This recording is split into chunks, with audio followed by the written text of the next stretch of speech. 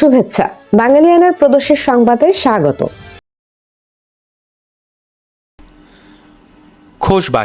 খোশবাসী বা সোববাসী বাংলাদেশে অন্যতম ব্যবহৃত একটি ভাষা। বাংলাদেশে প্রায় 20,000 মানুষের মাতৃভাষা খোশবাসী। বাংলাদেশের পুরাতন ঢাকায় এই ভাষার মানুষ বাস করেন। উর্দু এবং বাংলার মিশ্রণে এই ভাষার জন্ম। ভাষাটির লিখিত রূপ নেই। বাংলাদেশের ভাষাতাত্ত্বিক বৈচিত্র্যের অন্যতম সম্পদ এই ভাষাটি।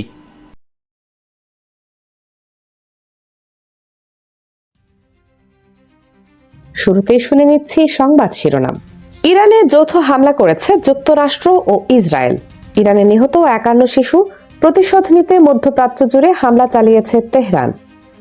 বড় ধরনের ভূমিকম্পের আশঙ্কা বেড়েই চলেছে। ভূমিকম্প আঘাত হানছে স্বল্প ঝুঁকির এলাকাতেও। এবার অন্যান্য সংবাদের সঙ্গে বিস্তারিত। যুক্তরাষ্ট্র ও ইসরায়েল ইরানে যৌথ সামরিক অভিযান চালিয়েছে। ইরান ইসরায়েলের সঙ্গে যৌথ হামলা চালানোর কথা জানিয়েছেন যুক্তরাষ্ট্রের প্রেসিডেন্ট ডোনাল্ড ট্রাম্প। তিনি বলেছেন, ইরানি শাসকদের হুমকি থামিয়ে দেওয়ায় যৌথ মার্কিন ইসরায়েলি হামলার লক্ষ্য। ইরানের সংবাদ মাধ্যম বলেছে, শনিবার ইরানের 5টি শহরে বিস্ফোরণের শব্দ শোনা গেছে। ফার্স নিউজ এজেন্সির খবর অনুযায়ী শহরগুলো হল তেহরান, ইস্পাহান, কোম, কারাজ এবং কেরমানশাহ। সংবাদ সংস্থাটির খবরে আরো বলা হয়, ইরানের রাজধানী তেহরানের ইউনিভার্সিটি স্ট্রিট এবং রিপাবলিক এলাকায় একাধিক ক্ষেপণাস্ত্র আঘাত হেনেছে। হামলার পর পাল্টা আঘাত হানতে শুরু করেছে ইরান। ইসরায়েলের বিভিন্ন শহরে ইরানি ক্ষেপণাস্ত্র আঘাত হানার খবর মিলেছে। বাহরাইন, সংযুক্ত আরব আমিরাত, কুয়েত, কাতার ও সৌদি আরবে শক্তিশালী বিস্ফোরণের খবর পাওয়া গেছে। রয়টার্স ও আল জাজিরা সহ আন্তর্জাতিক সংবাদ মাধ্যমগুলো এই তথ্য জানিয়েছে।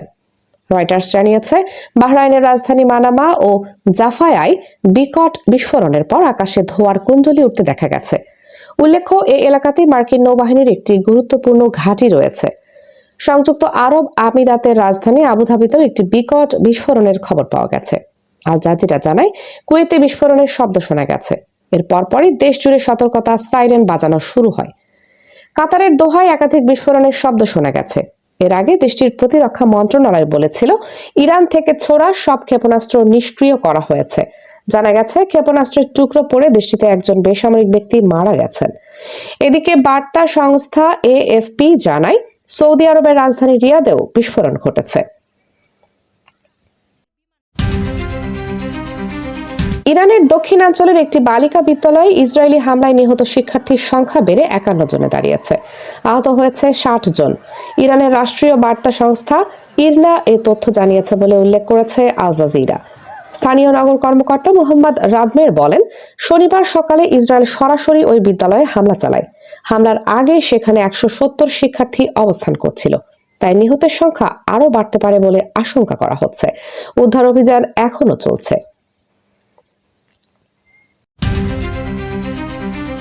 ভূমিকম্প প্রবণ 3টি প্লেটের সংযোগস্থলে আছে বাংলাদেশ। তাই এ দেশে যে ভূমিকম্প মাঝে মধ্যে হবে সেটাকে স্বাভাবিক বলে মনে করেন বিশেষজ্ঞরা। তবে আশঙ্কার বিষয় হলো, সম্প্রতি দেশের মধ্যে ভূমিকম্পের উৎপত্তির প্রবণতা বেড়েছে। বিশেষ করে ভূমিকম্পের কম ঝুঁকির অঞ্চল হিসেবে পরিচিত দেশের দক্ষিণ পশ্চিমাঞ্চলে ভূমিকম্প বেড়ে গেছে। বিশেষজ্ঞরা মনে করছেন, দেশের পূর্ব ও পশ্চিম প্রান্তে থাকা 2 প্লেটের মধ্যে বিপরীতমুখী টান অর্থাৎ টেনটেশনাল ফোর্সের মধ্যে পড়ে গেছে এই দক্ষিণ পশ্চিমাঞ্চল। এ কারণে এই অঞ্চলে ভূমিকম্প প্রবণতা বেড়ে গিয়ে থাকতে পারে। আবার তারা এও মনে করছেন যে দক্ষিণ পশ্চিমাঞ্চলে নতুন কোনো ফাটল সৃষ্টি হয়ে থাকতে পারে, কিংবা পুরনো ফাটল নতুন করে সক্রিয় হয়ে থাকতে পারে।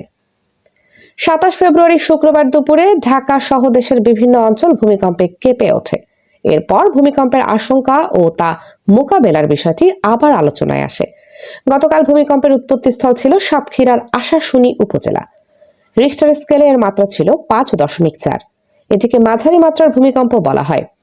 আবহাওয়া অধিদপ্তরের ভূমিকম্প পর্যবেক্ষণ কেন্দ্রের তথ্য মতে, ভূমিকম্পের ঝুঁকির বিবেচনায় দেশকে অতি মাত্রায় ঝুঁকিপূর্ণ, মাঝারি ঝুঁকিপূর্ণ এবং কম ঝুঁকিপূর্ণ এলাকায় ভাগ করা হয়েছে। এর মধ্যে উত্তরের জেলা লালমনিরহাট থেকে দক্ষিণ পূর্বাঞ্চলের খাগড়াছড়ি পর্যন্ত অতি ঝুঁকিপূর্ণ এলাকা, ঢাকা সহ উত্তর মধ্যাঞ্চলের এলাকা মাঝারি ঝুঁকিপূর্ণ এবং দক্ষিণ ও দক্ষিণ পশ্চিমাঞ্চলের বরিশাল ও খুলনা বিভাগ কম ঝুঁকিপূর্ণ এলাকা হিসেবে গণ্য করা হয়।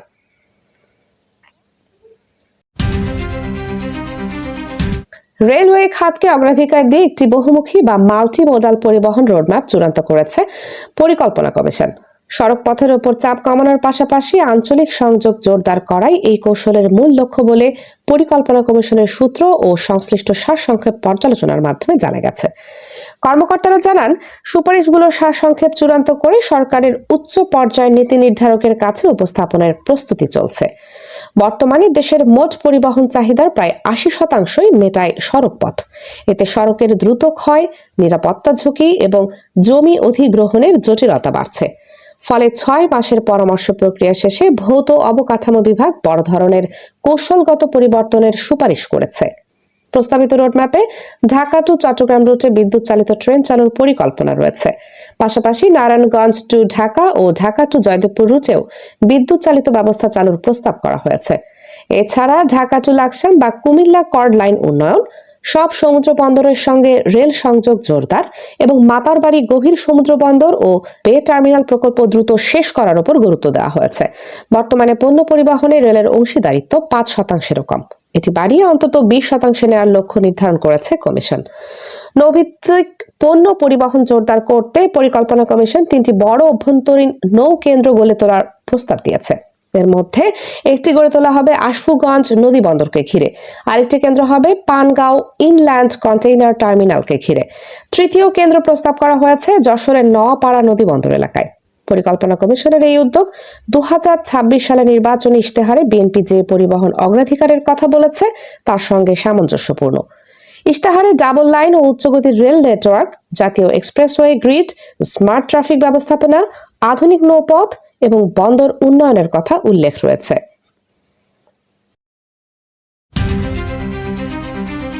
বাণিজ্য, বস্ত্র ও পাট এবং শিল্পমন্ত্রী খন্দকার আব্দুল মুক্তাদির বলেছেন, এলডিসি উত্তরণ পরবর্তী চ্যালেঞ্জ মোকাবেলায় আগাম প্রস্তুতির অংশ হিসেবে ইউরোপীয় ইউনিয়নের কাছে মুক্ত বাণিজ্য চুক্তির বিষয়ে চিঠি পাঠানো হয়েছে।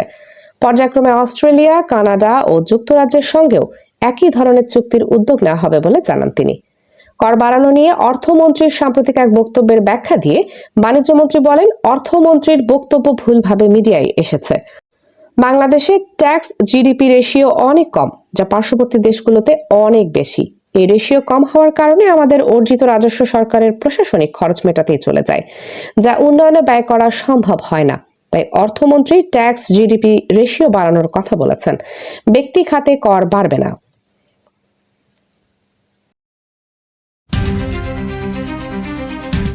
তারা লড়াই করেছিলেন মায়ের ভাষার জন্য। সেই ভাষা সংগ্রামীদের একজন সুফিয়া আহমদ। ভাষা সংগ্রামীদের নিয়ে বাঙালিয়ানার বিশেষ সিরিজ প্রতিবেদনে আজ দেখবেন সুফিয়া আহমেদকে নিয়ে বিশেষ প্রতিবেদন। দেখতে ক্লিক করুন আই বাটনে। চট্টগ্রামে পুলিশি পাহারায় থাকা এক শীর্ষ ব্যবসায়ীর বাসা লক্ষ্য করে গুলি করেছেন সন্ত্রাসীরা। ২৮ ফেব্রুয়ারি শনিবার সকাল ৬:৩০টার দিকে নগরের চন্দনপুরা এলাকায় স্মার্ট গ্রুপের চেয়ারম্যান মোস্তাফিজুর রহমানের বাসায় এই গুলি করার ঘটনা ঘটেছে। ব্যবসায়ী মোস্তাফিজুর রহমানের দাবি, কোটি টাকা চাঁদা না পেয়ে বিদেশে পলাতক সন্ত্রাসী সাজ্জাদ আলীর অনুসারীরা গুলি ছুড়েছেন। এর আগে গত ২ জানুয়ারি ওই বাসায় গুলি করেছিলেন সন্ত্রাসীরা। এরপর থেকে বাসাটি পুলিশের পাহারায় ছিল। ব্যবসায়ী মোস্তাফিজুর রহমান বলেন, বিদেশে পলাতক সন্ত্রাসী সাজ্জাদ দীর্ঘদিন ধরে চাঁদা দাবি করে আসছেন। প্রথমে ১০ কোটি টাকা, পরে ৫ কোটি টাকা দাবি করেন সাজ্জাদ। চাঁদা না দেওয়ায় গত ২ জানুয়ারিও তার বাসায় গুলি করা হয়েছিল। এরপরও চাঁদা না পেয়ে ২০ দিন আগে হোয়াটসঅ্যাপে একটি বার্তা দেন সাজ্জাদ। এতে লেখা হয়, ওয়েট অ্যান্ড সি।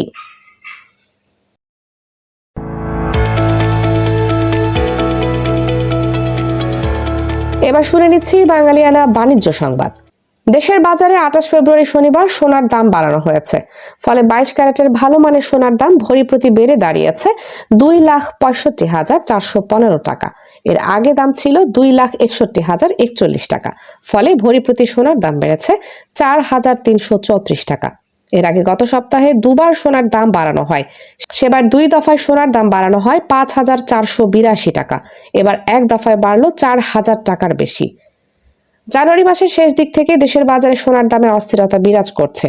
এমনও হয়েছে, সকালে মূল্য বৃদ্ধির ঘোষণা দিয়ে রাতে আবার কমানো হয়েছে। গত ২৯ জানুয়ারি সোনার দাম ভরি প্রতি সর্বোচ্চ ১৬,২১৩ টাকা বেড়েছিল। এতে ভালো মানের এক ভরি সোনার দাম দাঁড়ায় ২,৮৬,০০০ টাকা। দেশের ইতিহাসে এটাই সোনার সর্বোচ্চ দাম।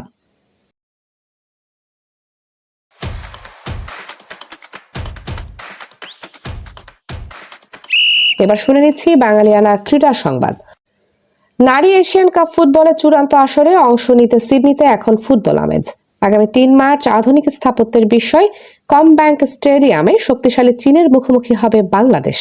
এরপর ৬ মার্চ লড়বে উত্তর কোরিয়ার বিপক্ষে খেলবে। $৩০০ মিলিয়ন ব্যয় নির্মিত এই স্টেডিয়ামটি যেন এক নিখুঁত সবুজ গালিচা, যা সাবিনা মারিয়াদের জন্য হতে যাচ্ছে এক স্বপ্নের মঞ্চ।